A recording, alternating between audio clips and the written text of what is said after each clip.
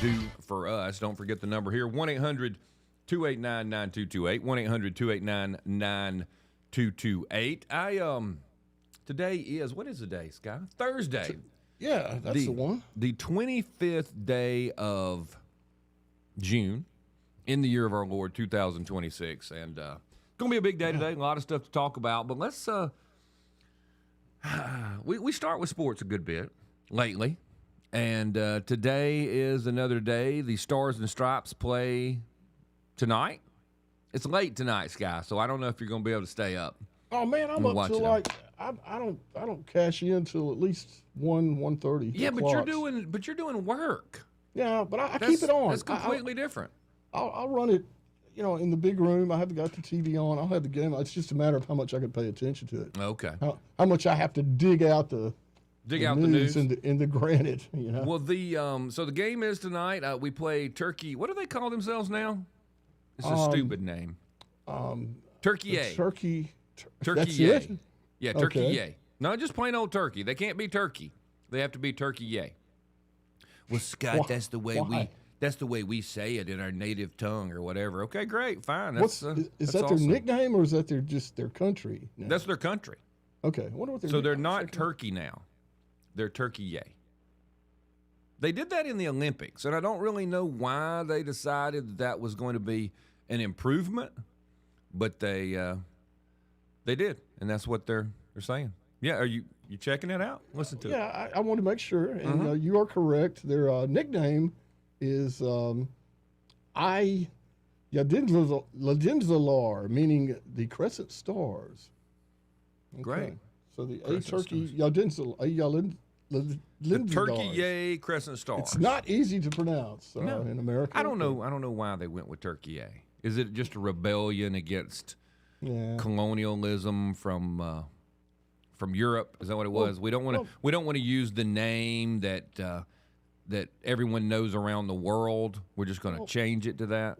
Well, think about it. If the name of your country was a poultry item we eat at Thanksgiving, you'd probably want to change it up too. I mean, maybe. That's a good point. But I always wondered about that. Anyway. Yeah, I have too. I promise you. I'm like, turkey. How did we? So I guess we named the bird after them. It's a good question. That's another thing we need to explore. Now, how did we get the name turkey? Yeah. Maybe they had turkeys in Turkey. Maybe there was a kind of turkey in Turkey. Let's see. I'm on it. What did you ask, though? The name Turkey has its roots in the medieval Latin term Turkia and the Greek Torquia, which translate to land of the Turks. So named... But how did they become the Turks, okay? Come on. Europeans first referred to the Ottoman Empire as Turkey, long before North American bird existed in their diets. Okay.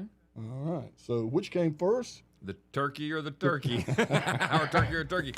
Solve another mystery. The country Turkey gets its name from the historical ethnonym Turk, which means strength or the created.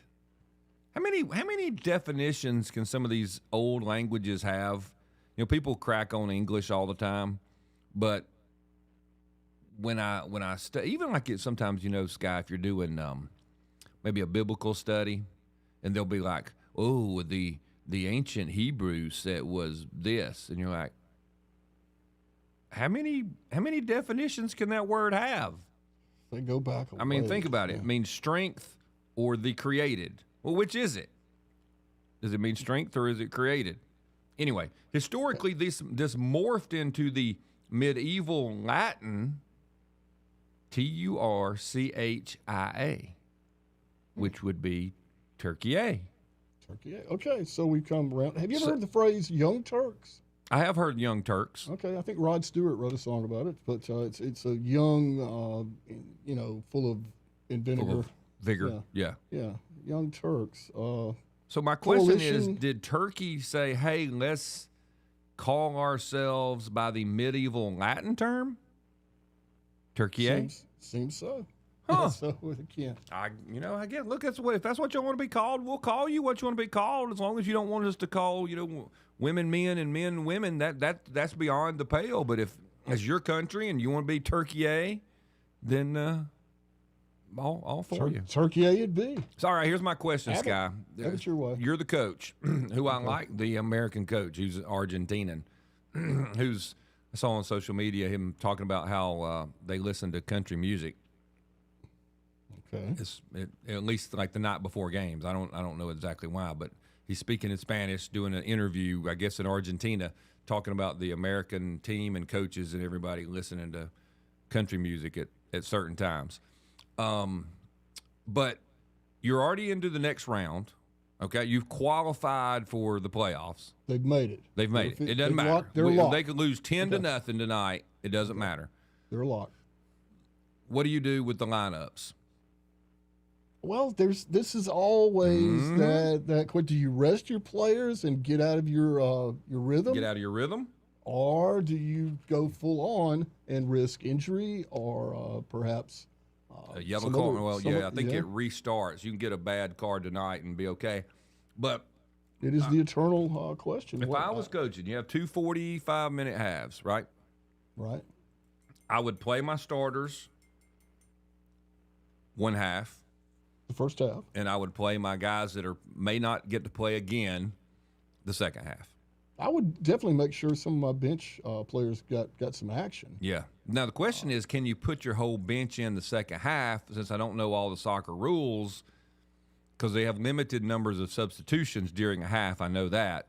So could you play a whole new 11 the second half? Or would you have to avoid the substitution rules? That's what I'm saying. Yeah. Apparently, you can't just get them out. all in. You may have to do a whole new lineup the second half, because if you lose, it doesn't matter. But still, but you got that those guys. Momentum factor. Yeah, but is 45 minutes not long enough to kind of keep you sharp and say, all right, just be on the attack the whole half, and then because there is that whole thing of. These guys have been practicing. They've put in the time. They're help making the team good. They may not step on the field one more time for the whole World Cup. So do you? That's what I think I would do. You got to get them in. Okay, I don't know about the substitution rules, but you got to get them in. We've seen this in baseball many times, long season, and we've seen managers pretty much just forget about it once they clinch. Yeah, and just. Not really worry about it. And what happens is players get out of their routine. And when the playoffs come around, they're not sharp. They're not crisp. They don't all of a sudden the chemistry and the momentum is gone. There. So, but soccer is much more immediate. Yeah, so and they'll play again, next week? Yeah, so probably I'd go more on the substitution end. Yeah. Definitely. Okay. Definitely. Yeah, let some guys play. Yeah, well, from my limited knowledge of the team, that's my initial. That's what I think I would do. Especially young guys, they know that. Look, I would want to play. Yeah, they deserve to play. Give me a few minutes in, no matter what. Let me go take on the Turkey A's. All right, that's what we'll say. I will go ahead and send, as one of the top soccer fans in the state of Alabama, I will go ahead. I have special access, and I will go ahead and pass that along that we have decided on the program today that the best strategy would be play the starters a half, play the other guys a half. Now I've got to watch closer and just see what happens. Find out. Now we got some more intrigue underneath the actual game. So that'll be good, and then we'll find out who we play in the next round. Maybe that was decided yesterday. I don't know. Maybe Roken Tour can call and tell us if we can do that or not. That'll probably be what happens to us. I bet he knows. But here's my next question for y'all. Caitlin Clark. The female basketball phenom who, in my opinion, I've watched enough painful games to watch, but I've watched enough to know she is head and shoulders above the rest of the people playing in the WNBA. The whatever they call themselves, I don't know if you can call them the women. I don't know if you can call them the ladies. I don't know if you can call them the females. I know they get upset about all that. They're up to their eyeballs in gangsta and Lebesians. All right, it is a weird thing with weird goals, and so Caitlin Clark leaves the game last night with a hurt back. You can see the video on social media where a girl punches her in the throat while she's on the ground laying on her back. And we just have to talk a little bit about what is wrong with people. Is this okay? Let me right before the break. Let me see if I can make everybody angry. Is this an American problem? Is this a Beason problem? Is this a ethnic problem? Is this a female problem? What in the heck is going on at the WNBA, including the referees? Yeah. There is something happening and has been happening since the first moment she was in that league, and it fascinates me. We got to take a break. We'll be back. Everybody, this is Alabama Unfiltered Radio. I'm Scott Beason. Thank you for listening. Thank you for telling people about the program. That is how we grow, and we appreciate you being a part of the show. And just, listening in. The whole idea is we're just talking about the things that people talk about, that people are interested in, and we're not depressed about the world. We know it's a screwed up mess, but we're just going to keep on keeping on and fighting the fight. So the question I had was, what is going on with the Caitlin Clark saga in the WNBA? If I was her family, I think she has a boyfriend as well. I probably would be to the point where I'm like, girl, you gotta get out. Now, the league wants her out. Why? Well, she's their superstar. Because they cannot tolerate her being their superstar.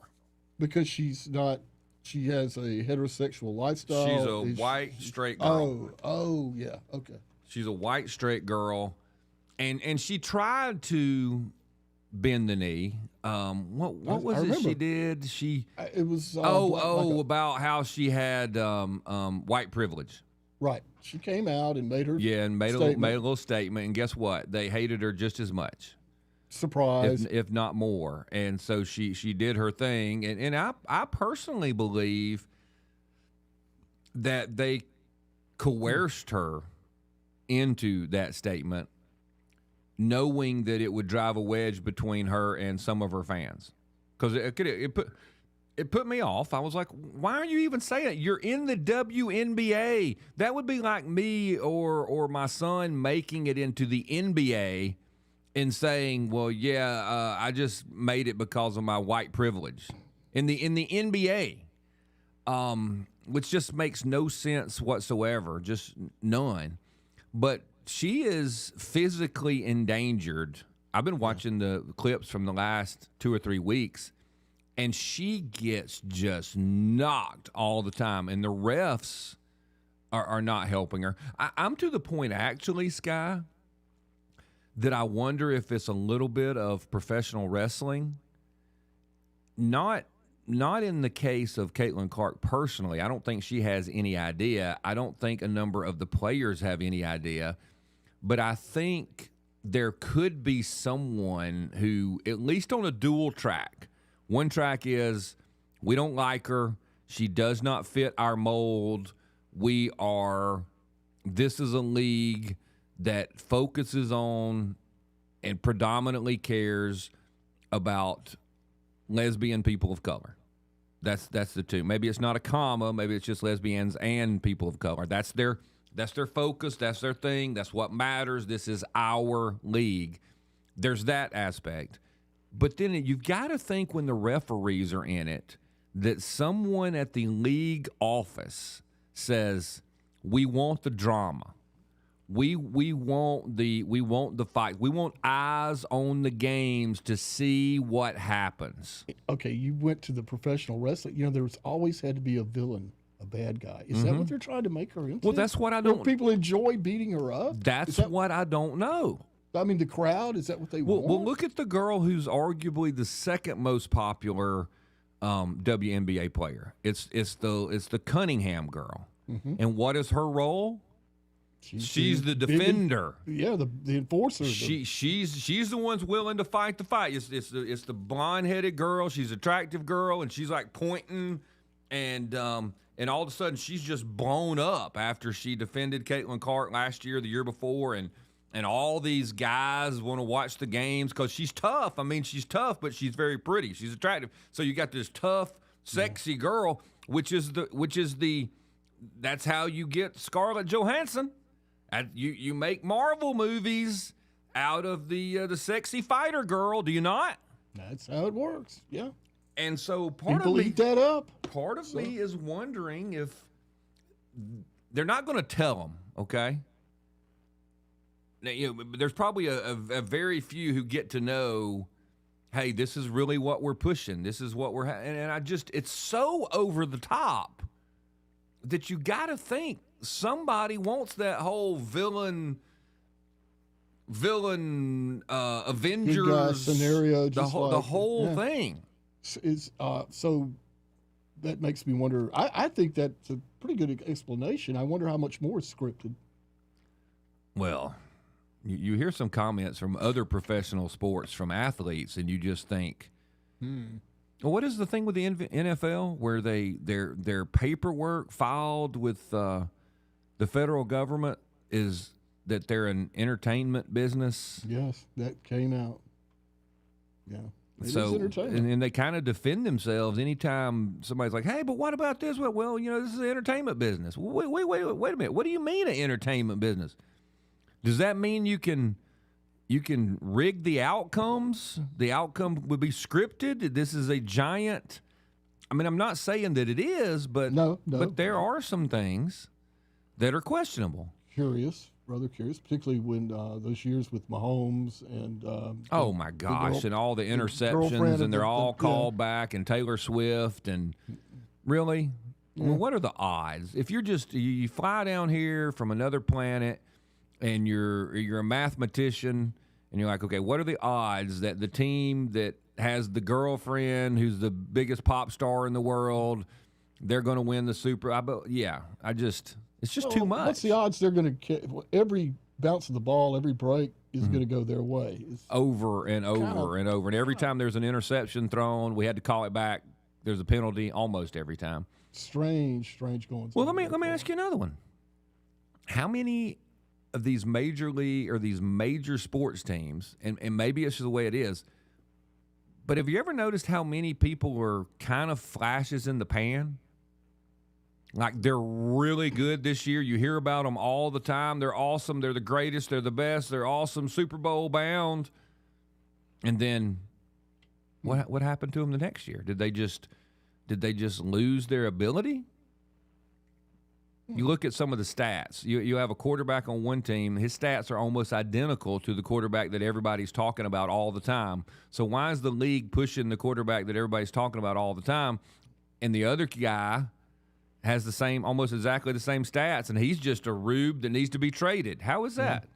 Yes. That's marketing, right? That's location and marketing. Yes, exactly. Yeah. I'll give you an example. This will make Alabama people upset, but what happened to Jalen Hurts? Well, Jalen went to the Philadelphia Eagles. Yeah. And I'm talking about after the Super Bowl year. Oh, well. I mean, he's not. You can't just completely drop off the planet. No. He was poster boy that year, and then they win the Super Bowl. Yeah. It was his year. And then the next year, you can't hit the broadside of a barn with a pass. Curious. I'm just asking. I'm not against him. I'm for him. Of course, I would argue he's never been great at throwing. Okay. No, that's not his strength at Alabama. No, wasn't his strength there. Wasn't it really? But I'm just like, how does this? Some of these things seem like they might get a little nudging. And I would argue that they don't necessarily say, okay, it's going to be this team. But what if they say it's going to be one of these four teams? I can believe that. We can't guarantee absolutely that this team will get it, but we can pretty much get statistically down to one of these four. I follow baseball much closer. Okay. And I can tell you that's how it is in baseball now. Really? It's the Dodgers, the Yankees, Boston, and pick your flavor of the year. Okay? And that's not all about salary caps and stuff? It's kind of... It is, but they don't enforce these salary caps the way they should. They allow this. Oh, they allow some people to cheat because those are big markets. Okay, for instance, the Dodgers have a larger payroll than 4 other teams combined. Now, how is that competitive?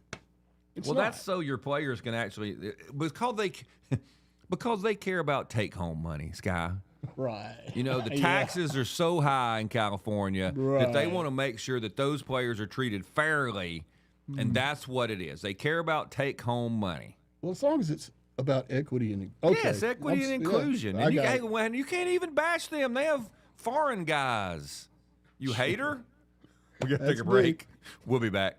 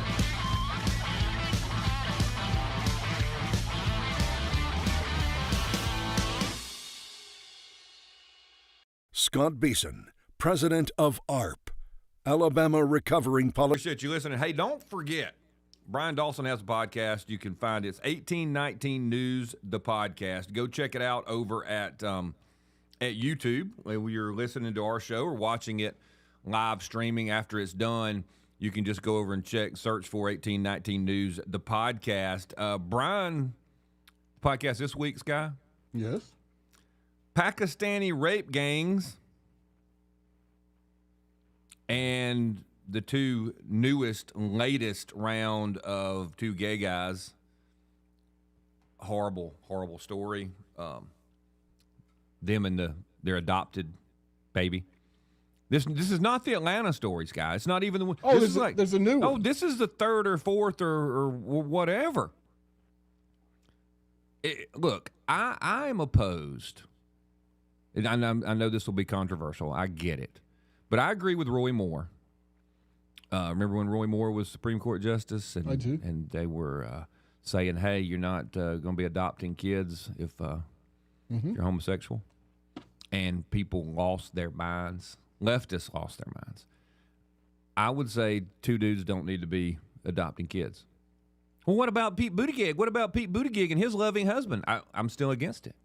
Scott, why are you putting your morals? Blah, blah, blah, blah, blah, blah. Here's where you take the quote morals out of it. Okay, this is where you take God out of it, which I don't believe that you can. But if someone wants to, there are millions and millions of heterosexual couples looking to adopt little babies.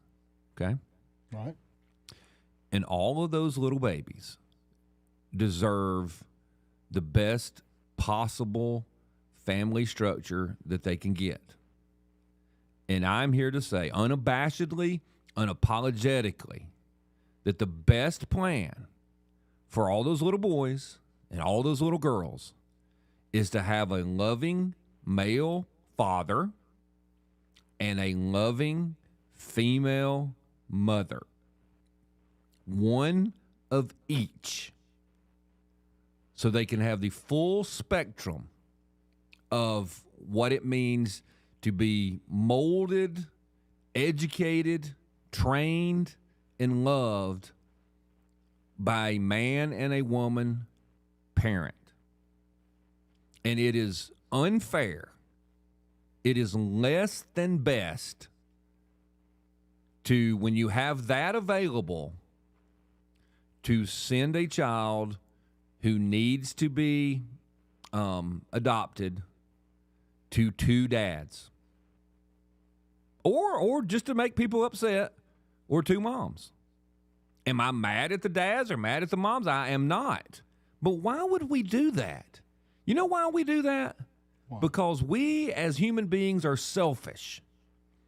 And then what's worse than the selfishness is the virtue signal class, oftentimes liberal white women, and their cuckolded men who travel with them, who want to virtue signal so strong, who somehow has convinced themselves, I am so much better than you, Scott Beason.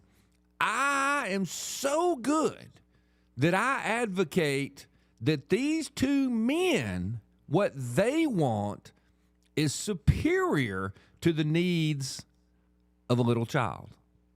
Now, considering where we are in abortion culture, and considering that I'm pretty sure that not 100%, but a large majority of the folks who advocate for give the two guys the baby are the same group that says, well, we probably ought to kill the baby before the baby's ever born. I don't even know why we listen to them, but we do. Well, Scott, you can't tell me that awful things like this don't happen with heterosexual couples. I'm not telling you that. I'm not. That's why I said what a child deserves is the best shot. Give them their best shot to have a loving mom and a loving dad. I don't know why that's controversial. I don't know why that gets filed away as hate speech. I don't know why people turn off the radio and say, I don't want to listen to Scott anymore because he says horrible, mean things. I have some friends and they're the greatest. I'm not saying they're not the greatest. That's why I said detach all of the other wants and desires and make decisions on what is the best shot for the child. Now, let's get honest about some of the heterosexual abuse as well. A lot of that abuse doesn't come from a mom and dad who love each other, and the child is both of theirs. Or let's boil it down again. A lot of it doesn't come from where the child is both of theirs. So now you're getting me rolling down the road of promiscuity and multiple baby daddies and boyfriend living at boyfriends over at the house with the child and the mama, all that stuff, which also is supposed to be prohibited, but we don't do that either because we're so good and we're so kind and we're so open-minded and we're so virtue signal rich that we create these situations that cause problems. Can we ever admit that? I mean, look, I'm just going to go ahead and tell you, most of the problems in my life, most of the things that have gone wrong in my life, I didn't have to be tempted by, Satan. I didn't have to have the devil on my shoulder saying, Scott, do this. I made dumb decisions on my own that I'm responsible for. Am I saying there was never some demonic activity that said, hey, you ought to? I'm not saying that. I'm saying I'm responsible for those dumb decisions. And we just keep making, including myself, we as a society continue to make dumb decisions, advocate for poor situations, and then we're shocked when we reap what we sowed. Is that fair? That's well, you make a strong case. What's best for the child?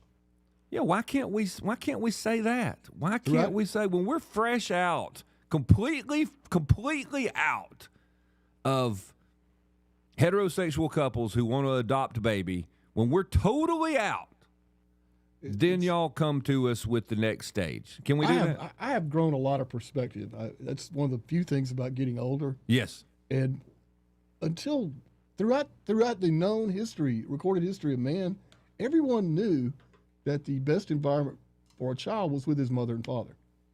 Yes. Suddenly, over the last, 20, 25 years, we've decided, oh, no, anybody could. It doesn't matter. Just whatever. This would have been considered insane not so long ago and throughout known history. You want to know what I think the first step off the slippery slope was? Tell me. This is going to make people angry. And y'all just don't get mad because we all have been brainwashed. We didn't even know it for years and years and years. It's very similar to margarine, okay? Okay. How we end up with margarine. They just came out and started saying it's the greatest thing ever, and now all our foods are just full of junk, okay? All right. I think one of the things that led us to, hey, it's okay for two dudes to adopt babies was daycare. Oh. And where did daycare come from? Daycare came from you are in bondage at home. You must go work all day for another man in a cubicle and send your kids to daycare. Now, hear me out. Okay. The daycare mentality said it doesn't matter who raises your kids. As long as they're physically okay, they're corralled around, and they're not dead when you come to pick them up, it's all right. All the Makes bonding, all the specialness, all that connection, that family, that mom-baby connection doesn't matter. They can just be sent to a people factory, and it'll be fine. Well, if you think everybody's a people factory, well, why not just give the little kids to the two dads? That was the missing link.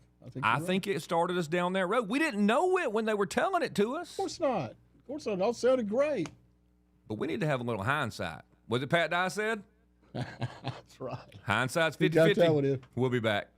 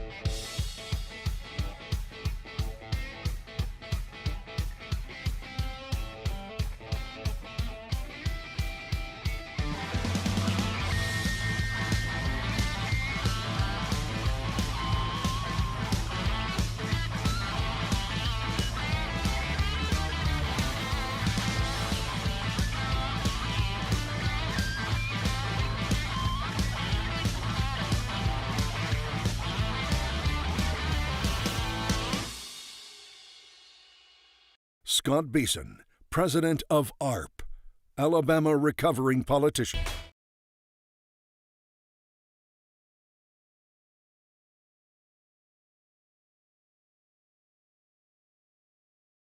Welcome back in, everybody. Starting off the second half, Alabama Unfiltered Radio. Thank you for listening. Let's get back out to Rocon Tour, giving us our update for tonight. Rocon Tour, welcome back to the program. I want you to give us those last couple of points and tell us what time the game is, or match, or whatever it is y'all call it. Sure. Well, the last two points I'd pick up on would be we kind of need this win for passion. We got a lot of casual fans that are watching. Mm-hmm. They don't understand how soccer works. They don't know this is basically a glorified practice match. Right. And they see us lose because we're not playing our starting 11, and they think, oh, well, we're horrible. Why bother watching anymore? That's a good point. So there's some importance for passion. And big thing to watch tactically wise in this game is pressing. With Paraguay, but if you think of the back line of defenders, the last defenders before you get to the goalkeeper. Mm-hmm. In Paraguay, they were playing almost all the way up at the middle of the field, and we kept all the play on Paraguay's side of the field. Yes. With Australia, because they try to kick the ball long and then run to it, we had to play back in front of our goal, which is called low pressing. So we're Okay. almost right in front of our goal with that line. Okay.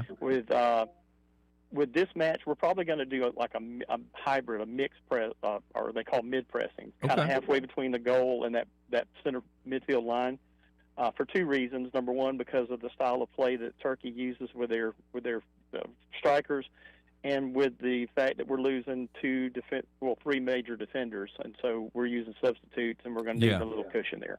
Well, does that make it more complicated for future teams to try to figure out, as a strategy from Coach Maximus Decimus Meritus, does that make it harder for them to figure out what it is, this new defensive pressing thing that America's running? Is that part of the strategy as well? Just make it harder to figure out exactly what we've been doing these past couple of games? I don't know if that's necessarily part of the strategy, is to keep them guessing, but what it will do is, if we're successful, it lets them know, hey, it doesn't matter how you play, we can defend you. So if we push you all the way into your end of the field, we play all the way back in front of our goal and do what in the soccer term called park the bus. Basically, you put everybody right in front of the goal and say, I dare you to try to kick it in. Or we play midfield and you can't play through us. Yeah, that parking the bus thing is painful. It's like watching baseball that just goes on and on and on. It's like the old four corners defense. Yes, it's like keep the ball away. Yeah. Slow the clock down. It's painful. That's why they came up with the shot clock. We need a shot clock in some of these soccer games. Yes. But so what time is that game, Rocon Tour? That game is at 8 o'clock tonight, Fox, YouTube TV, Fubo, Telemundo. So 8 o'clock our time. It's not as late as I thought it was. Correct. Good. So, look, I know you're in touch with these folks. If they don't play the clip on the jumbo screen when the American coach comes out with either Strength and Honor from the start of the Gladiator movie, where they go Strength and Honor. They don't do that, or if they don't do, Maximus Decimus Meridius, leader of the Roman legions, father to a murdered wife. They don't play that with some Enter Sandman and stuff. They have missed their opportunity. So call them and let them know that's what we said. I think they're waiting for a bigger match to do the big reveal that Russell Crowe is indeed the coach of the team. Fair enough, buddy. Okay. Rocon Tour, I appreciate you, man. Hey, I believe that we will win. All right. Of course he does. The There he goes. ambassador has spoken. He Okay. has. All right. Oh, man, that's Thanks, good man. stuff. No, I mean, I think one thing that Alabamians need to get, because so many of us that are a little bit older, we have no idea what they're doing. And we've watched some of the games where they're just boring as crap, where I thought the strategy literally was, you get the ball near my net, I'm just going to kick it out up into the stands. And then you throw it in, I'm going to kick it out again. And you're like, that is not a game. But with his help and other people's, where we're starting to get a little understanding of, there's some method to the madness here, and you can play aggressively. I think we end up seeing more Alabamians care about the Stars and Stripes tonight. Starting to get into it. Yeah, absolutely. We're making headway. Well, there's so much passion from the visitors, the foreign visitors. Yes. So there's obviously something to this. So we're Yeah. making it. We're good hosts. We're getting making an there. effort. Like we said before, we will cheer for the American senior citizen lady in the mobility Sure. wheelchair Olympics. You know what I'm saying? Put The that flag on the back. 85-year-old We're in, granny. baby. And Yeah. we're like, hey, how do we soup this joker up and win this thing? Let's go out. USA. Let's go out to Bill. Bill, welcome to the program. Hi, guys. Hey. What's Hey, up, Bill. man? So, strangely enough, I'm retired now, but I don't get to call in as much as I used to. Stay busy. We're dude. going to have to get you employed again so you can have some Yeah. more time. Yeah. Well, I told you when I retired, I wanted to get more involved in politics, Mhm. Oh, especially in any organization that would help extract rhinos from the Republican Party. here's a good goal. Yeah, we dreamed up a group like called Rhino Hunters, and believe it or not, people were squeamish about the name. Well, I kind of like Rhino Exterminator. Rhino Wow. Exterminators. Go all in, Bill. So- Rhino Poison. I don't disagree with you on your stand of daycare, Yes. nor of gay couples. And I say gay because it doesn't matter which pair they are, That's right. not adopting children. Okay. But your verbiage would need to change a little bit. Uh-oh. Well, I that's like don't- the moral to this whole program is my verbiage probably needs to change.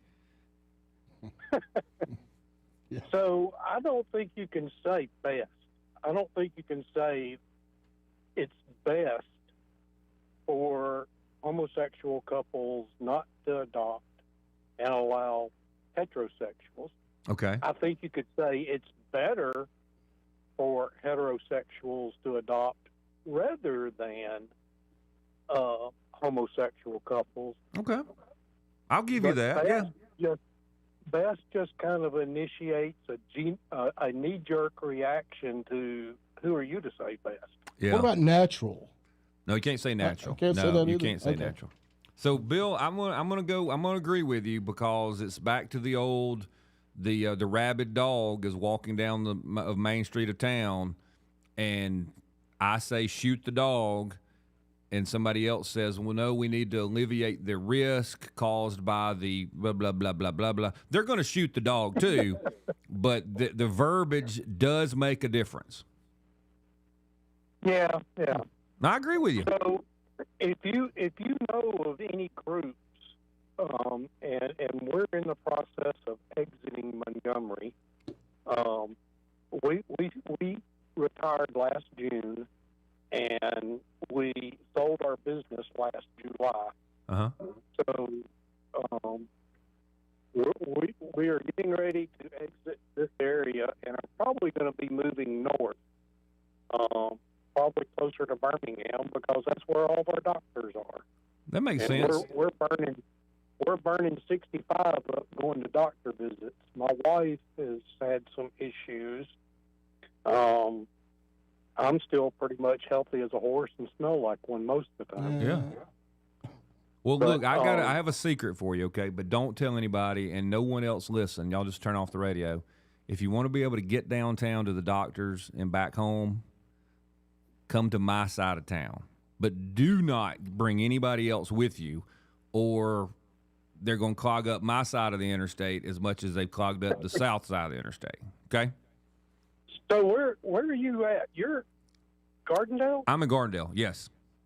Yeah. Yeah. Sprawling, We if you need look to on a be- map, there's like multi-thousand acre estate known as Boterra. That's where I live. I see. Mm-hmm. Well, In I on the used to poor sell- side I of used to sell Yeah. building Sir? building materials in Birmingham, Mhm. and I sold a lot of building materials through Shaw. Shaw Building Building Supply. Supply. I was there last week. Well, I'm here to tell you those are some really good people. They are. They're really good, nice folks. Yeah, right there in Mount Olive. Bill, I appreciate you, buddy. Y'all have a great day. Hey, thanks, man. He's so right about how to say it. And look, I get it. I get it. There's a better, easier, more acceptable way to say things. Yeah, we were talking about the whole daycare thing. Did I say on the air the secret I was told? Or did I say that during the break? No, that was a private conversation. Well, okay. So, all right. So I'll tell you the things I have heard in the past from someone who owned multiple daycares. This is just for people to know. Did y'all know that most of these places have a policy that says if little Mac, I'll use my youngest son, if little Mac speaks his first words at the daycare, or if little Mac takes his first steps at the daycare, did y'all know they're not supposed to tell y'all it happened?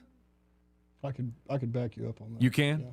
Yeah. My wife was corporate HR director for KinderCare when they were located in Montgomery. Yeah, I'm not going to tell them on the air. I mean, I even asked. They said, so mom comes in, she drops off the bench, she's like, you won't believe it. Yesterday, little Sally said mama for the first time. Yeah. And the employee goes, oh, that's so awesome. And then when she leaves, they're like, they've been calling us mom for a week. Well, they bond with the person they're caretaker. with. Yes. I don't think people know that, Sky. No, of course not. It's not supposed to be publicized, Scott. You're not supposed to talk about these things. And they don't. Like, it is a directive that you don't. That you do not. We were sold in the 60s. We were sold so much bull. I'm talking about as Americans. Well, it's our own fault. We were told margarine was good. We were told it was all the science stuff. Remember how we're supposed to trust the science? Dr. Spock. That's really still suffering. Don't spank your kids. No. But margarine's better for you. Seed oil's better for you. What's the other one? What's the one science was going to give us? Formula. Don't feed your baby yourself. Formula's better. Going to give them more stuff they need. God didn't even know what all they needed. We're going to put some benzoacetic acid with some whatever in there. Trust the science. I know. The science. I'm a rube. We'll be back.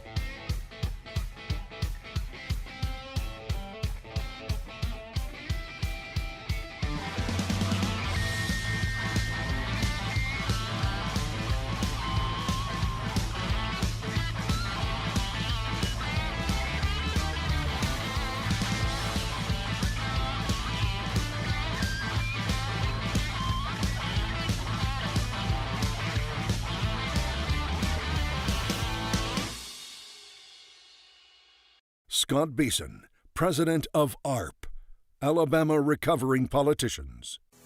Alabama Unfiltered Radio with Scott Beason.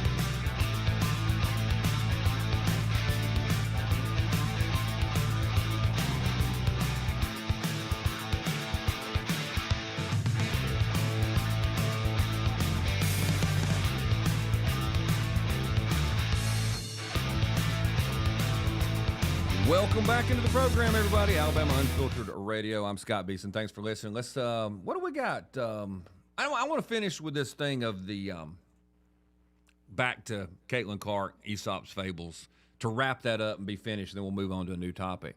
Okay. So we started with Caitlin Clark.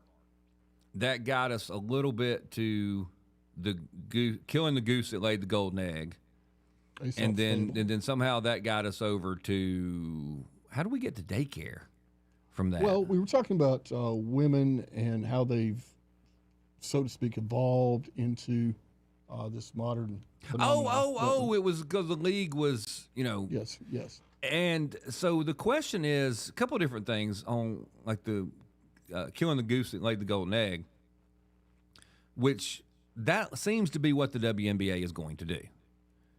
They're going to kill off the one thing that brought them record numbers of viewers, record interest. And I do think there's a little bit of that professional wrestling entertainment thing in there. They think they're keeping eyes on the game by people wanting to see the saga of what happens to Caitlin Clark. I just don't know if her body, if she physically can take the beatings. I don't think she's aware that this could even be a thing. And that's the good scenario. Oh, it's a fakery. What's worse than that if it's legitimate that these ladies are trying to hurt her and get her out of the league. She's made enough money. Okay, so she can be okay. It's a terrible, terrible thing, but I would be advising her to leave. Well, during that, we looked up, well, where does this whole thing about killing the goose that lays the golden egg come from? And it is from one of Aesop's Fables. And so in the Aesop Fable story, this couple has a goose that lays a golden egg every couple of days or whatever. Once a day. Once a day. Yes. So a golden egg once a day, and I guess geese are pretty big. And somehow they convince themselves that the insides of the goose must be made of gold. So they kill the goose to get to the insides of the goose, which, you start asking questions from a rational standpoint of how many days of eggs does it take to make up the whole weight of a goose, probably a month or less.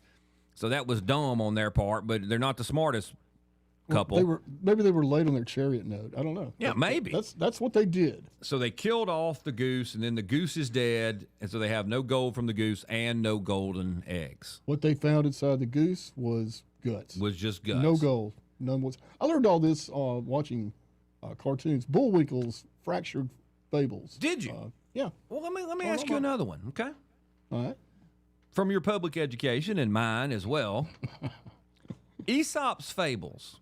Okay. Where are they from? The Greek, aren't they?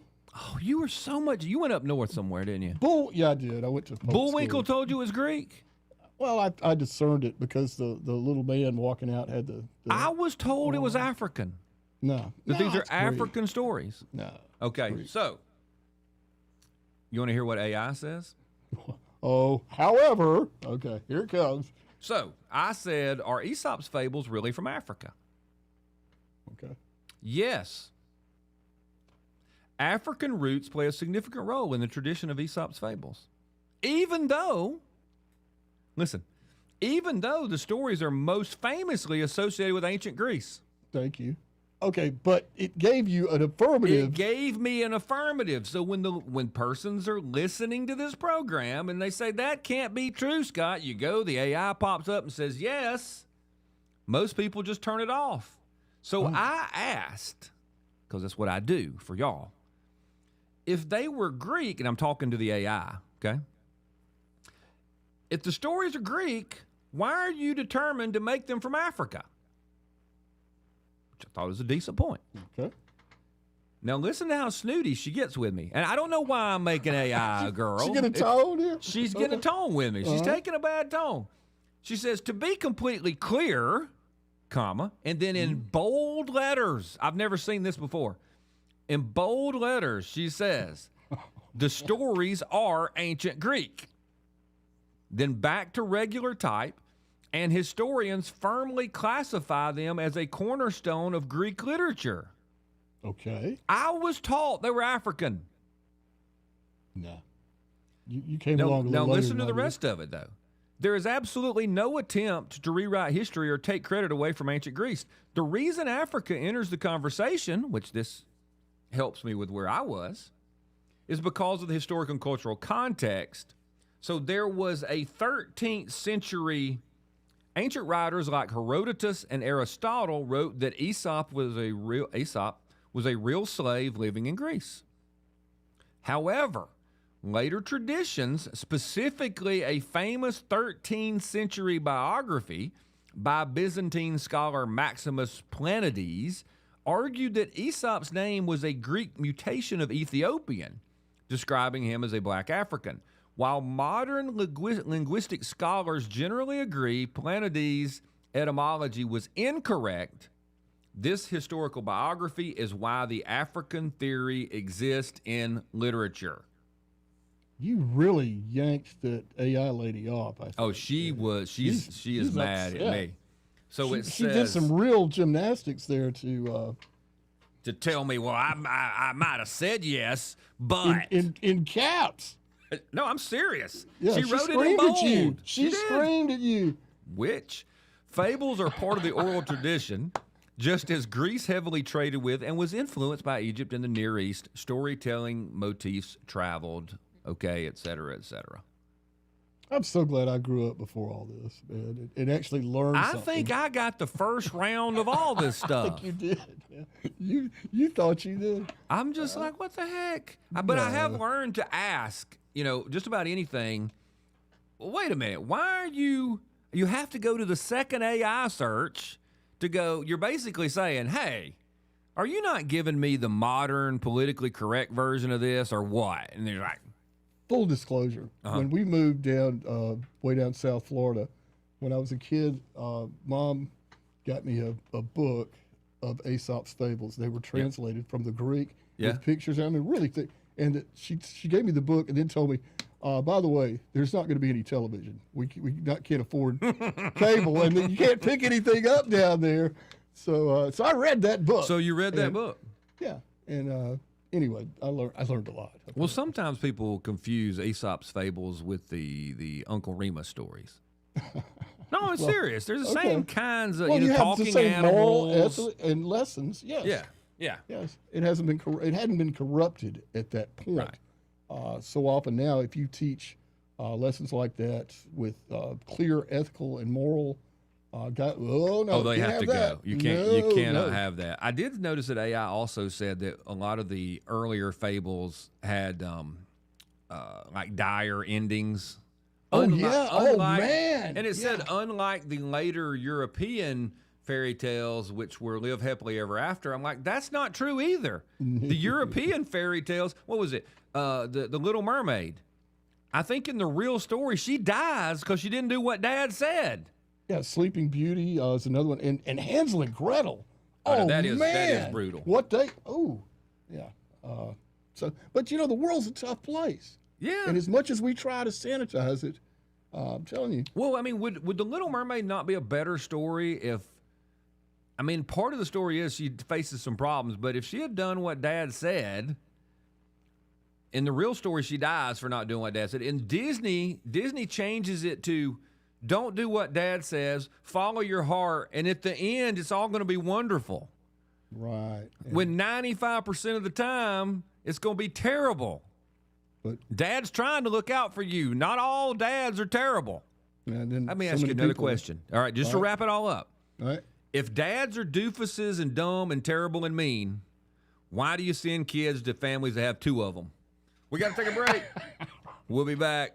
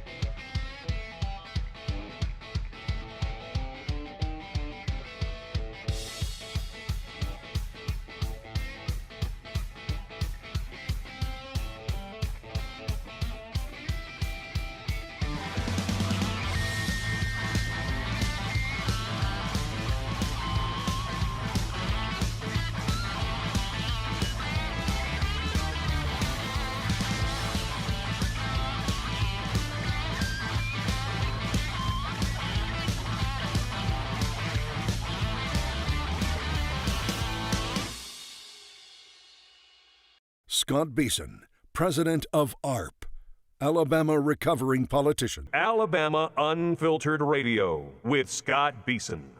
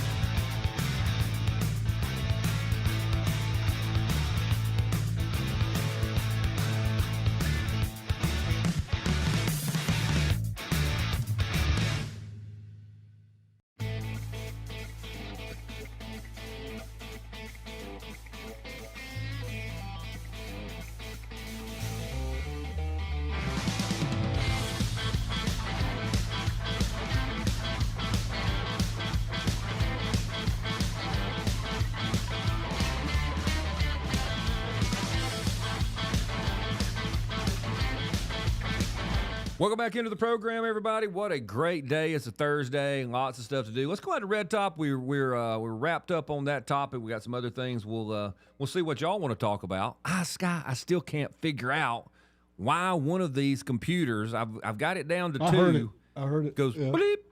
Now, would you be able to hear it if it was on the one that you're listening, that you can see me with? If you heard it, well, okay.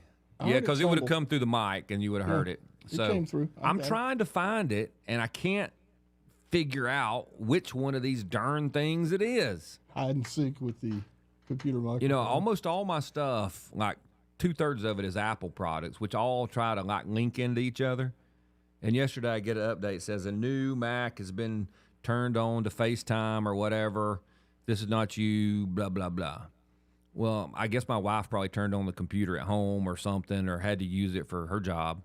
And it detected. And so now I've got, I'm like, you can't hunt all that stuff down.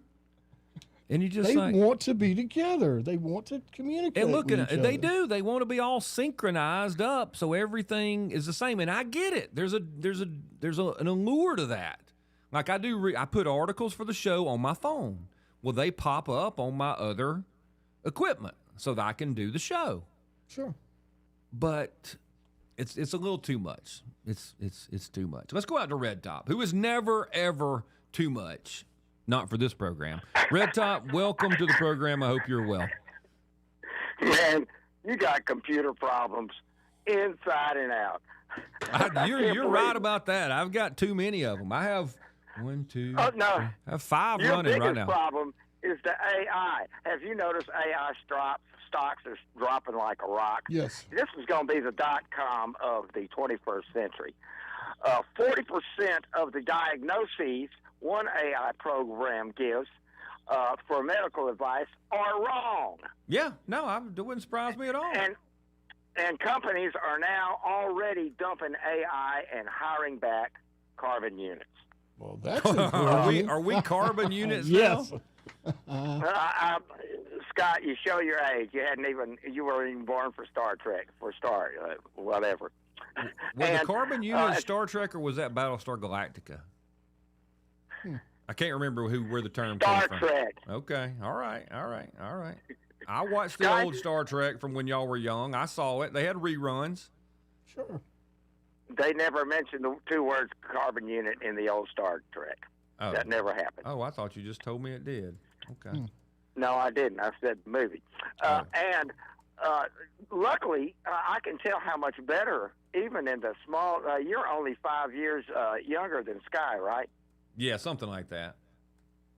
I can tell there must have been a tragedy education-wise in that 5 years, Sky, because we learned from Bullwinkle. That's right. About Aesop's And Fable. Bugs Bunny about opera. Our cartoons were better educated than Scott Beason. Yeah, there's gives no me doubt no- about that. I've spent a long time trying to catch back up. Well, you're falling further behind. You're asking AI for all your information. Okay, let's get to reality. 30-minute. First of all, Ukraine is kicking Russia's butt right now. If you're not keeping up with it, you need to look into it. They are crippling Russia with this new drone that's a partnership with America. I forgot if it's called the Falcon or the Hawk or something. It is made out of polystyrene. It's only $5,000. Can fly up to 1,000 kilometers per hour, and is AI targeted. In other words, when the pilot in Ukraine identifies the target, he doesn't have to do anything else. It's going to follow it no matter where it goes. And let me tell you what's happening in Crimea. Not to mention they're bombing the hell out of all the refineries in Russia right outside of Moscow, and they've even reached St. Petersburg. Mm-hmm. What they're doing in Crimea is crippling. They can't even get every troop truck that comes across those bridges. One of these drones hits it. Troop transport has become a death trap. Every gasoline tanker they see going down the road, like to the gas station here in America, they're hitting. They can't even get gasoline. They're not only they're hitting the refineries, they're killing all the gasoline trucks. People in Russia are freaking out. Now let me ask a question. Let me ask a question, Red Top. Not to be argumentative, just to be the term I think is devil's advocate. What makes you think that this time? Because about every 4 or 5 months, we get about a week to 2 weeks of, hey, you know what? The Ukrainians are whipping Russia. Now, I'm not arguing with you. I'm not saying you didn't see it and all that kind of stuff. What makes you think this time it's true and it's not just an effort to keep us embroiled in more conflicts everywhere? Because this is kind of a rerun. We've seen this show. They've lost a third of their country, but every 3 or 4 months we find out they're winning. No, they have not lost a third. They're about to take Crimea back. And do you want to put money on it? I'm not a betting man, but you want me to put money on whether or not they take Crimea back? No. Okay. I want to finish what I'm saying. All right, go ahead. What's going on is Ukraine has now gone out on their own. America's not involved in negotiations or anything but selling weapons to them. So Ukraine is doing this all on their own because God knows the idiots in Europe aren't any help at all because they have no testosterone. I don't disagree with that. But how were the Ukrainians buying weapons from us when we had to give them money to buy weapons? Because Donald Trump's in office. Oh, so when Donald Trump's in office, they can buy weapons for free. No, sir. I'm glad I watch a lot of TV news. My sources are excellent, and they're current up to the minute. Okay. Donald Trump ordered no more gifts of arms to Ukraine, no more money, Okay. If they want arms, we will sell them to NATO or the European countries, and they will sell American arms Well, to Europe. that's what the I'm way it's asking. been. Is Where did the money NATO come or the from? Europeans buying the arms Yes, for they the are. Ukrainians? Okay, that was the answer Yeah. we needed. Okay. Okay, so now Ukrainian drone technology is higher than anybody else's in the world by magnifying by 2 or 3 times. And now by next year, they will be building their own cruise missiles. They've already launched 2 or 3, and they hit. And the Ukrainians are the finest engineers in the world. Everybody wants them. So Russia's got a problem. The people are freaking out. They're losing 25,000 soldiers a month. They don't have any more Korean soldiers left. And it looks like the tide is turning. Only way Russia could ever win that war was nuke, and the world would not tolerate that. Now, Scott, Yes. I'm surprised you're not talking about this. 3 major earthquakes, starting with north of San Francisco. You got to Google this and look at it. The 5.6 earthquake in Northern California. Yeah, I haven't seen that one. I saw stores- the one in Japan. And the one in Venezuela. Yeah. 7.5 there was thousand not one in feared down. Japan today. Do what? There was not one in Japan. I think there was one in Japan today or yesterday. No. Now let's move down to Venezuela. With you as a geologist, this should really scare the hell out of you. They had 2 7.6 Hey, we got to take a break, Red earthquakes. Top. Hold your thought. We'll be right back. Okay.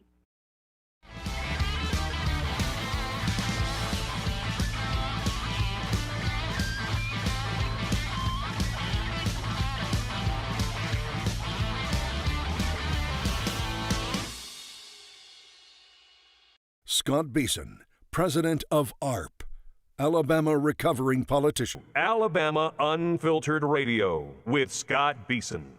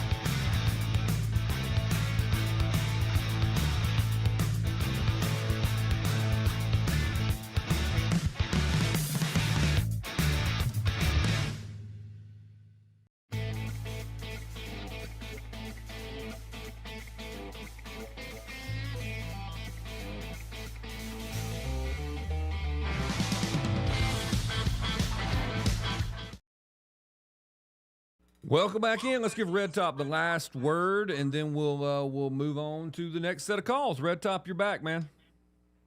Hey, in Venezuela, and this is very rare, a 7.6 earthquake, 2 of them of that magnitude, 39 seconds apart. That's rough. And What was the 5 magnitude point- there? 7.5, 7.6. 7.6. I'm watching it now. That is wicked. Yeah, they've got at least 12 buildings collapsed, thousands feared dead. The airport collapsed. Yeah. Wow. The runway's cracked in half, and only America has planes that can come in and land, so they're in a panic situation.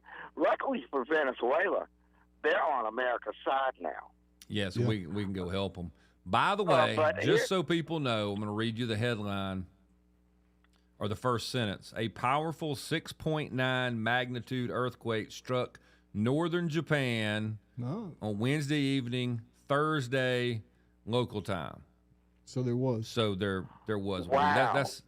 So The apparently Earth is we've on the had move. 3 major earthquakes That's 4. in 48 hours or 4. 4. What's amazing is about the one in the continents of America is they're all on the same day, down 10,000 miles of coast.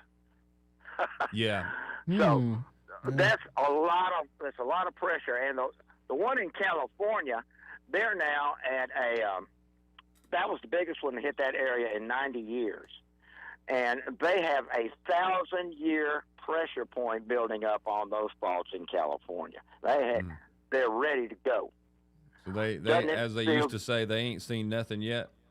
Bottom Yes, over. and this is why I'm so glad to be back in Monkey Town. Roll Tide, go Trump. Thank you, Red Rock Top. on. Appreciate it. Okay. So Japan was. Japan was one, which is weird because they're not all on the same faults. They're not even on the same plates. So for Right. them to happen that close together and be that size in multiple places around the world, that's What do you think? I haven't taken long to look at it, but that is I don't know. It's unusual to say the There's least. some Bible verses that have, and I'm not one of those people that points at everything and says it's the end times, but won't there be earthquakes in diverse places, or was it wars in diverse places, or was it both? It's both. Yeah. Did y'all get my point on the Russia thing? I did. Yeah, we've heard It's- this. We've seen this movie before, and it's coming from the Western legacy media sources, Ukraine, and it's to gin up support. Yeah. I mean, Okay. It's Ukraine's I don't know if it's official true or not, newspaper. but the statistics are doubtful. Let's put it that way. Well, yeah, their official newspaper. So I'll run this by. Then I go to the Soldier Boy. He'll know.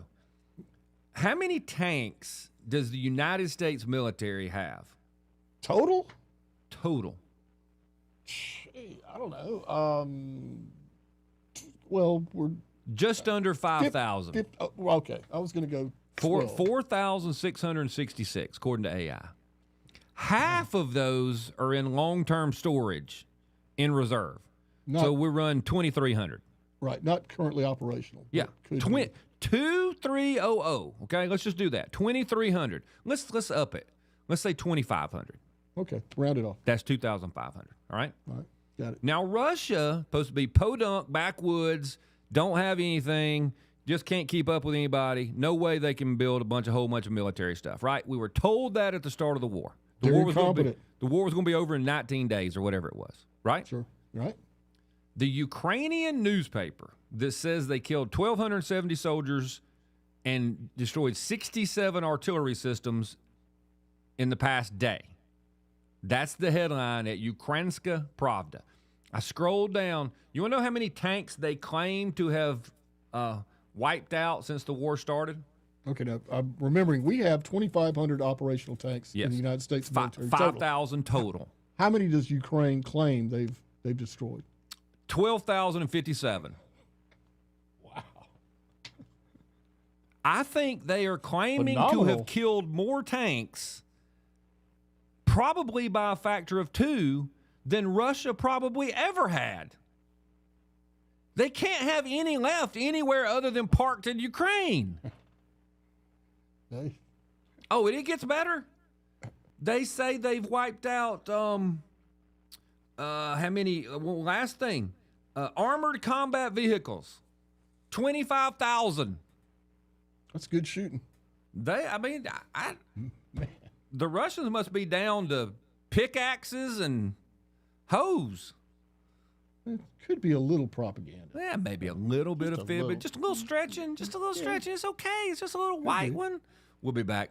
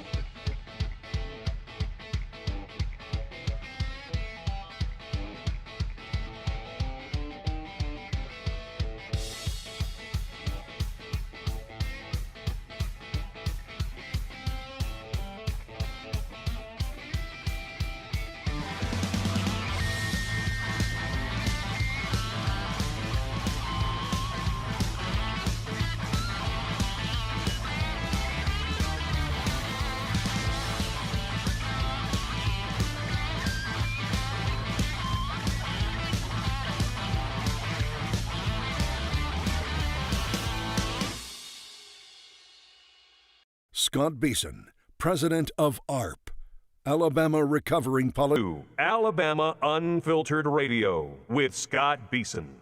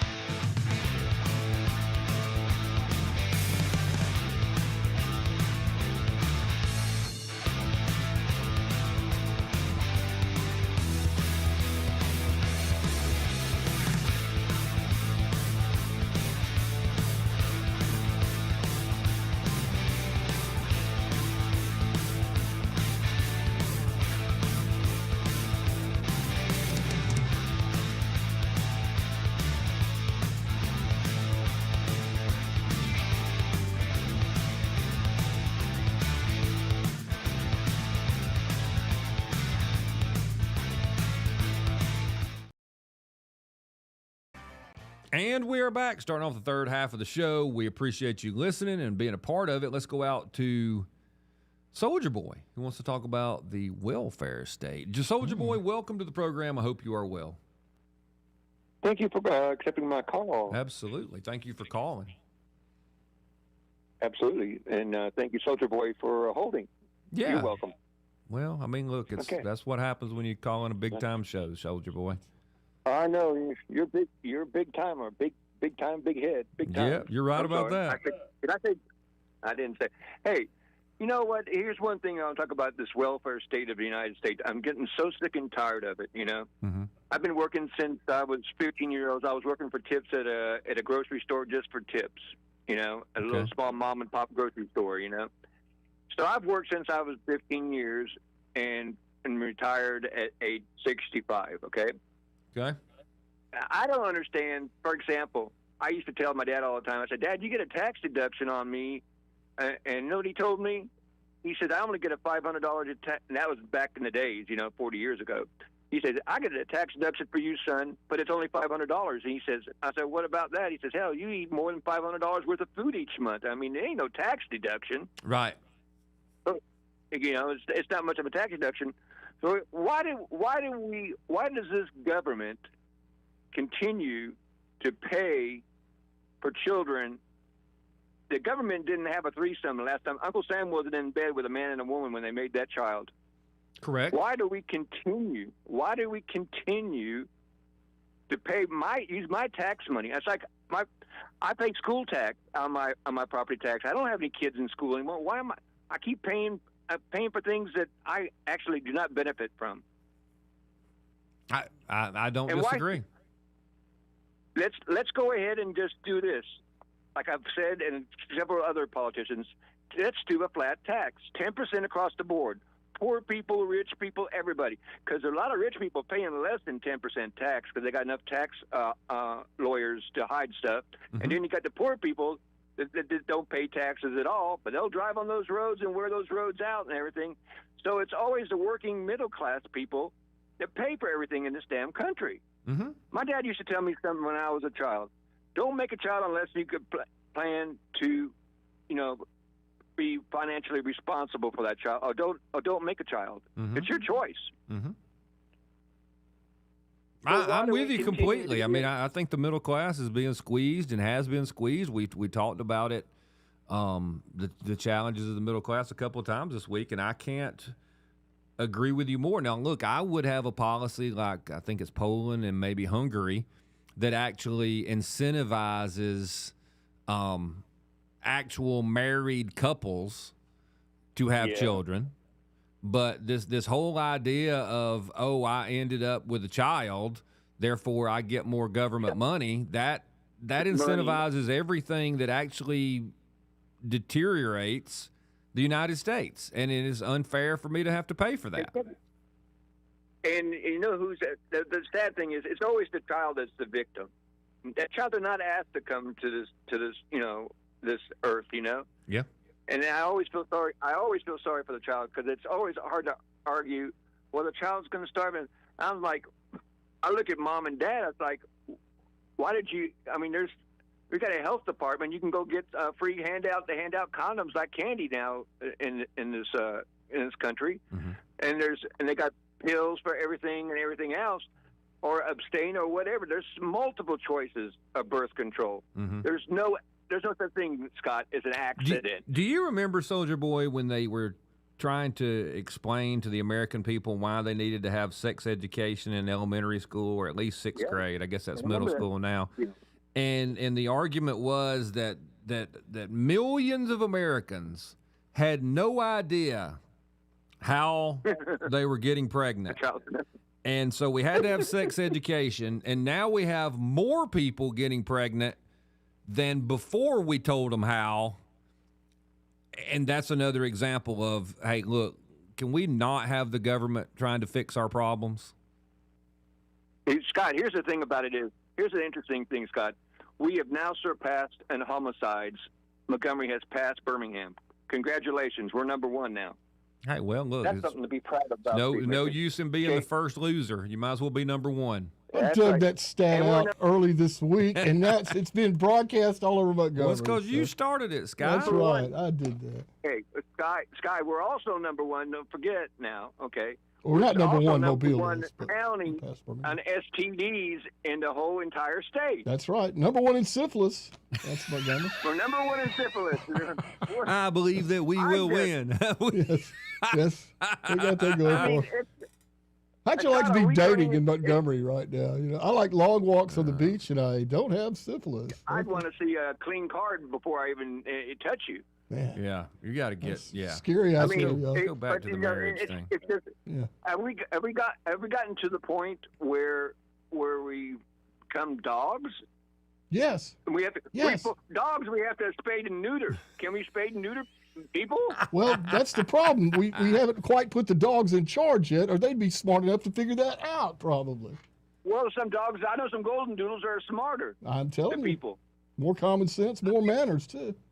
It's just to a point where it's ridiculous. And Scott, let me ask you a question, and also too, real quick before I go, that the council person that got removed from the city council in Montgomery, Yeah, Marche. Yes. Marche. How long did they know that she was living outside her? It was like 2 or 3 years. Well, she bought the home 2 years ago with a VA loan. Okay, bingo. Okay. Now, she has neighbors in the District 7 neighborhood she moved to, so it is a little I bought my curious. house through VA loan. Let me tell you something. You don't want to mess with the feds and lie to them on any of that paperwork. No, and to do that, you have to live in the residence. Is that not correct? You cannot rent it out. Right. That's right. You have to reside. You can't have your mom and dad live in it and just come over to visit. No, you have to reside in there. Yeah. And if you want to have your parents move it, all you got to do is have all your mail sent to that house, and that shows residency. But she had no mail, no bills, nothing. I just don't understand. I'm just shocked. Well, And apparently, I think- in the last few hours or since last night, she's claiming, no, I live in District 3. Well, then she's in violation of her VA loan. Well, they haven't told her that yet. They so- haven't explained to oh, her okay. the difference is because by the time she understands that it would be better to live in 7 and not go to prison. Go to jail. Yeah, Maybe that's not so bad, giving up my seat. Okay. yeah, because I don't know if I'd the rather prison's give in up that District seat. 3. Well, let me say something. Oh, he's hot Oh, my today, God. boy. Go ahead. Because I'm sorry. it seems like I got a strange. Something smells so rotten. It's pathetic. I'll I tell think you. somebody on that city council and knew about this years ago. Yeah. Not only that, this is a lawmaker, an elected official. Shouldn't we expect more? 1819 News goes out there and does some investigating and digs up and shows documentation and proof. 2 years later. Then it hits the wall. Yep. Soldier Boy, thanks, buddy. Appreciate you. Good call. Yeah, wasn't it Newt Gingrich that said some people should be sterilized? And how'd that come Oh, off? he was Yeah. terrible. It was awful. I mean, I thought it was Newt Gingrich, but I don't remember. It's been a long time. Sounds kind of nudish. Yeah, I'll check it when out. Newt was on a roll. He got a little squishier as time went by, but he can. It got to him a little. Yeah, he can put some out of the park from time to time, but he's still establishment. You know what I'm saying? He's still like for a big, powerful federal government that tells everybody else what to do. Have you noticed how many? Ann started talking about flock cameras on this program Right. months ago, and I'm not saying she started it, but a lot more people talking about flock cameras and surveillance. And I saw a line very similar to what we had asked on this show. Remember how we said all this surveillance, I thought it was supposed to stop crime, right? Right. I saw someone ask, hey, you got all this surveillance, everywhere we go, but they can't stop children from being abducted. Yeah. Good point. Isn't that amazing? Good point. If you're going to use all this stuff for anything good, wouldn't it be to keep the little humans from being abducted?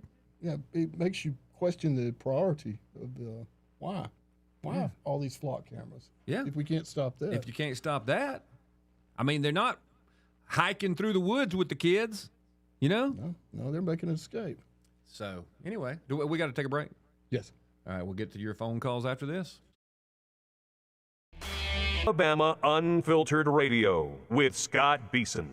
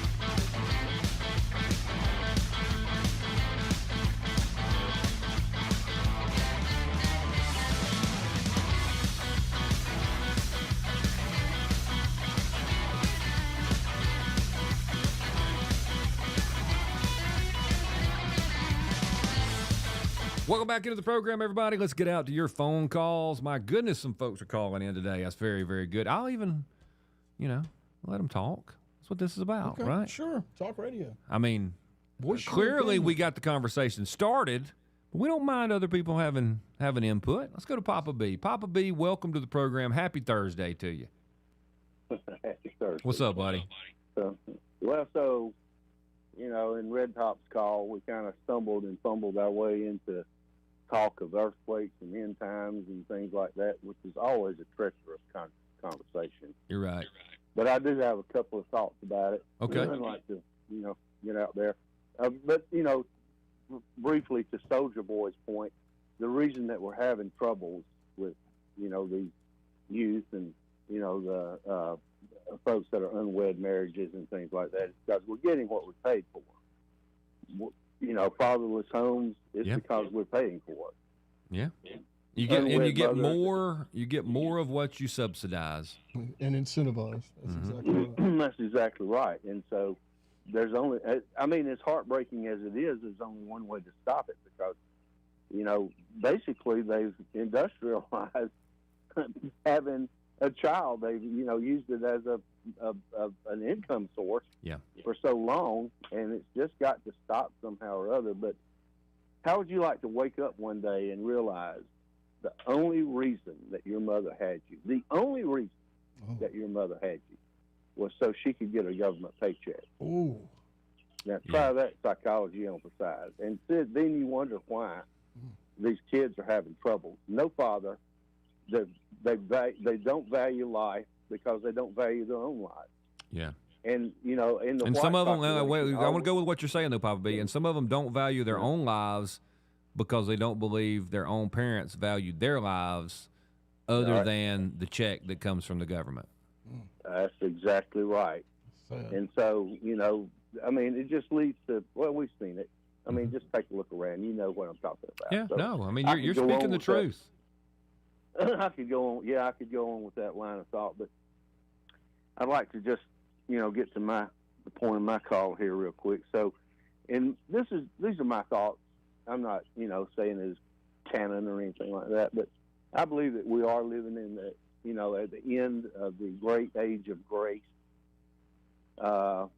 This is, coming. We're all coming down. We're actually, obviously, everybody that even follows this knows that every day we're getting closer anyway. Yep. I mean, the apostles thought it was going to happen tomorrow. They thought that Jesus was just going to go up there and come on back. Right. And so we've been looking, forward to this, but, and there's a lot of things that's got to happen here first still. And, one of them is expressed in 2 Thessalonians. That's getting into the rise of the Antichrist. Okay. And, the falling away of people of the faith, people that, are going into the apostate church and that kind of thing. And they reject the free gift of salvation. And so, in verse 11, it says, "And for this cause, God shall send them a strong delusion, that they should believe a lie." Mm-hmm. Okay? And so, I mean, I don't want to go from earthquakes to aliens, but I guess I'm going to have to. I think that a lot of the things that we're seeing, these so-called these signs and wonders that we're seeing, have to do with this strong delusion that's coming on the earth right now. Yeah.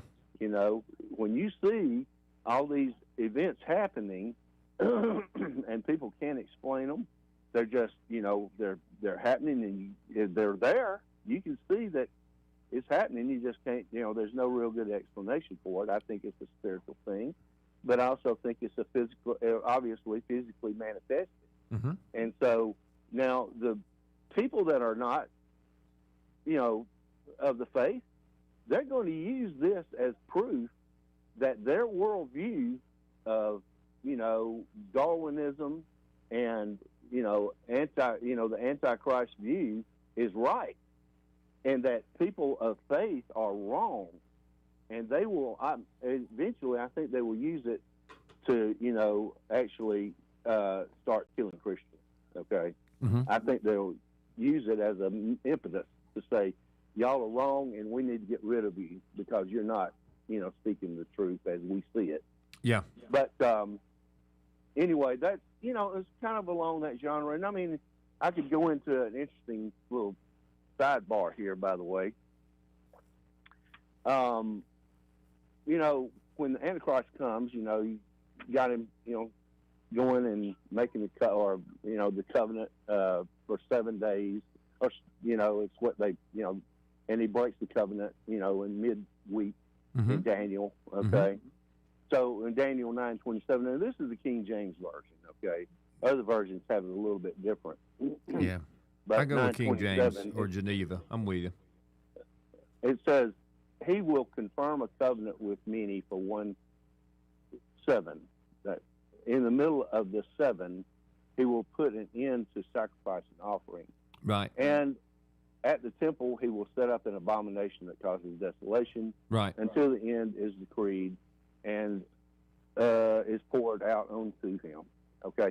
Now, it's interesting. Look at that first verse, though. He will confirm a covenant. In other words, according to this translation, the covenant is already in existence. Mm-hmm. He doesn't set it up. He just says, okay, well, I'll go along with that. I'll confirm that. Mm-hmm. Okay. I'm just wondering, well, who sets up this covenant that he's confirming? Yeah. Now, I mean, look at what's happening here. Is Donald Trump, and he said many times he'd love to make that deal of peace in the Middle East, drawing all these people together and saying, look, let's have peace. The And that's what they'll Abrahamic cry, right? Accords. Yeah, I mean. The Abrahamic Accords. Yeah, and my thing probably is I don't know. Go ahead. I know. I'm just saying. I think we're probably going to wake up one day and go very similarly to how Israel ended up. You know, they'd have a prophet that would say this is going to happen, and people like, you know, what? I don't get the prophetic things. I think we know what it means. We'll probably at the end time when it actually comes be like, wow, how did we miss that? How did we miss it? Yes. Yep. How did we miss it? Mm-hmm. And so, you know, so to wrap that little sidebar part up, I'm just saying, look, what if Donald Trump is the one that creates this covenant, this treaty, and it's just not the Abrahamic Accords, but it's, you know, all nations basically sign on to this agreement saying let's have peace in the Middle East, and you know, then we go forward from there, and then all of a sudden at the rise of the Antichrist, he just says, okay, well, let's just confirm that covenant, and then he breaks it. Yeah. You know? Does that make any sense at all? Does that sound no, like it absolutely makes sense to me. I tell you what the problem we have, I think, Papa B, is, at least myself personally, everybody else I know is way better at it. Two things. One is we focus a lot on the end times, and we don't care one bit about what Jesus says about living day to day. We're not worried about those passages of the Bible at all. We're just worried about the end. And then the other one is we have all been taught basically the Left Behind series, and we try to force everything into that when that could be possibly be completely wrong. It could be. I mean, I believe I'm a premillennialist. Yeah. Okay. I do believe that there's going to be a rapture. Yep. Okay. But I'm telling you, I don't believe that everybody's going to make it through that time. There will be believers left here on earth to endure, and you know, I don't want to say it like suffer through, but that's kind Hey, of I got to go, Papa B. You're welcome to stick with us, but we got to take a break, man. We'll be back. Alabama Unfiltered Radio with Scott Beason.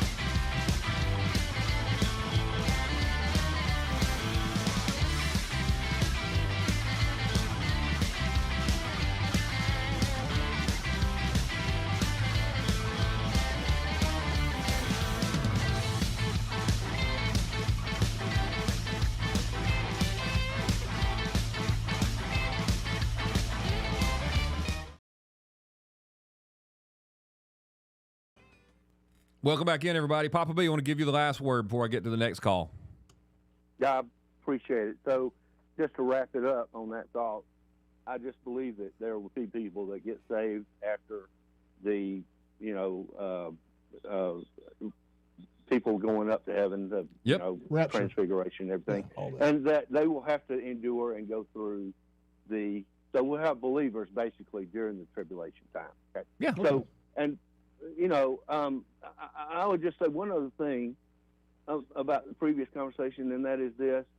It's so bad because the white population can't do anything but look on in dismay and try to enforce the laws of, this country as the generation goes down.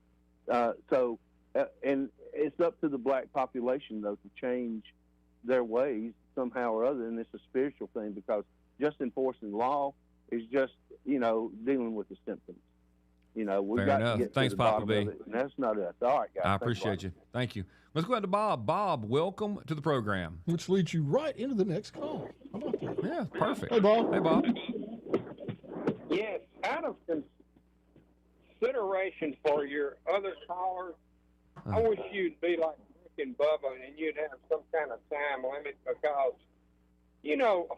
people don't want to hear a 15 to 20, 30-minute opinion about something they have. Okay. I mean, opinion is unsubstantiated most of the time. And we have to wait for so long, and infrequent callers such as it's trying to put some facts in, and we don't have a lot of time to just hang around on the phone. But anyway, my point is this.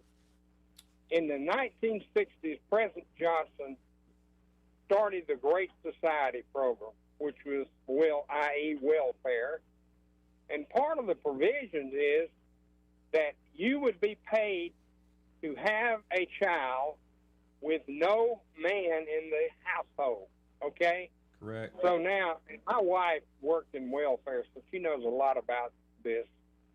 So, okay, gentlemen, you've had 4 generations of welfare that receive money for having children.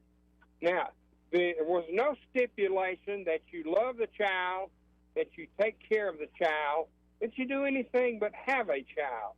So you've had 4 generations in many cases, not all cases, but in many cases, that have not loved the child, that have the child, and then this child is angry, hateful, and now they are shooting and killing people every day because of this horrible experiment. And not only that, but there are men who are fathers have had children with 10 different women. That's how insane crazy it is. They just go around impregnating women, and they're getting their check, and we're having to pay for it. Well, that's bad. Okay, the money's bad. Worse, when now you have raised a killing machine that's not love, that's hating the world, and settles their disagreement with guns and knives. And nobody, hardly anyone will ever talk about that fact. It's an absolute substantiated fact. And it's insanity that this goes on for so long. I don't disagree with you. But nobody talks about it. Isn't that crazy? Oh, well, it is. I mean, look, we try to talk about it here, but politicians don't want to talk about it, and mostly because, Bob, they immediately get called racist, and it's not about race. There are millions of people of every race that are doing exactly the same things. I mean, any race. Yes. Any race will do the same thing given those circumstances. Correct. It's become so entrenched. How could you ever unwind it at this point? You can't. That's what's bad, Sky. You can't unwind it. It's out of control. But good point to race. It's like in Minnesota, all those people that are scamming are these, from one country. Somalia. Yeah, Somalia. Okay. Well, they don't want to talk about because they're Somalians, and it might cost them a vote if they mention that it just happen to be Somalians that are cheating us out of billions. But this is true. They won't talk about it because they're primarily blacks that it's occurring. Right. Anyway, it's just crazy. But one more thing, I think that's kind of amazing that all these earthquakes are happening of this great magnitude. And this is kind of strange that all this is beginning to occur. I'm not going to take up any more of your time.